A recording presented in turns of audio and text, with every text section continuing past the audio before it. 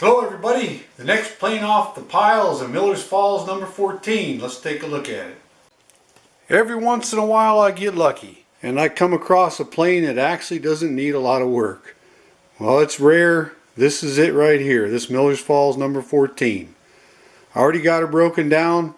All I had to do is clean this up, give it a little wax, and voila, there she is. It came in its original box, and what's really neat about it is this Millers Falls plane was actually a military. It was bought by the government and given an 11-digit federal stock number. Federal stock numbers are used from 1953 to 1974. Then they were replaced by NSNs. That was a year before I joined the Marine Corps. So that tells us this old plane was made somewhere between 1953 and 1974, and it sat on a supply shelf somewhere and eventually somehow ended up where I could buy this thing. I'm taking a wild guess that based on the stamp on the inside of the box, this plane was made in October of 1961. I've had a couple people ask me if I had any Millers Falls number 14s to sell, so this is the first one off the pile. This one only had, like most planes, one thing wrong with it and one thing only. It was missing its front knob. So that front knob right there is a replacement. I had to pull that out of my spares. It matched real close to the original color. Looks real good. The Japanning looks outstanding. The finishes on the metal look excellent.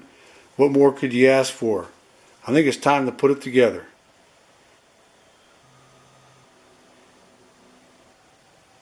I think I can sum up the looks of this plane in one word. Wow. It looks really good. It's almost as old as I am, and it looks a whole lot better, except for when I'm wearing my wood wig, of course. Everything about it looks almost like it was new. And I can't take credit for that work. The machine surfaces look great. There is a couple stains here and there, but they're hardly even noticeable. I just hope this old plane works as good as what it looks.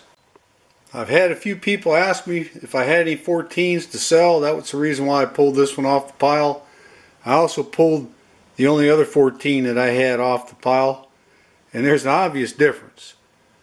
The one that we're looking at today is one of the latest versions of the Millers Falls 14 that was made.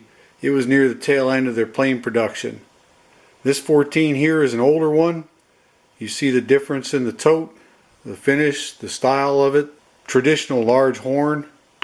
They went to a solid brass nut instead of the hollowed out traditional brass nut that you see on the older planes. But other than that, the size, the adjustments, everything about it is the same. So the old number 14 is not quite as beautiful as this newer one is going to go back on the pile. And makes me wonder if I'm going to be able to make it look anywhere as near like what this other one is. Maybe it'll be the next plane that I work on, who knows. But for now, it's time to give this one a test drive. Well, it's not going to be too long. I'm going to have to find a new piece of wood to do my test drive on. The 1 5/8 inch poplar is getting pretty thin. Let's see what she'll do. Ooh, it looks like this plane will cut.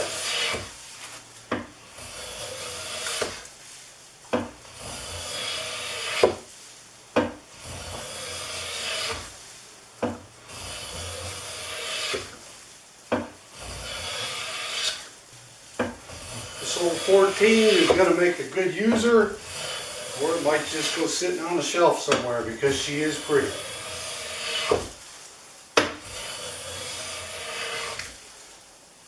It passes the test. And after passing the test, the old number 14 can go back in its box until the next owner decides what he or she wants to do with it. The book value on a Millers Falls number 14 is $120 to $150. Having an original box that's in good condition increases the value by 10 to 30%. If you're interested in buying this old 14, you can get it before I list it on eBay by making me an offer. Any reasonable offer should be accepted. I enjoyed doing this old plane. I hope you like the way it looks, how it performed. And it's on to the next plane off the pile, but until then, it's time for supper. Bye.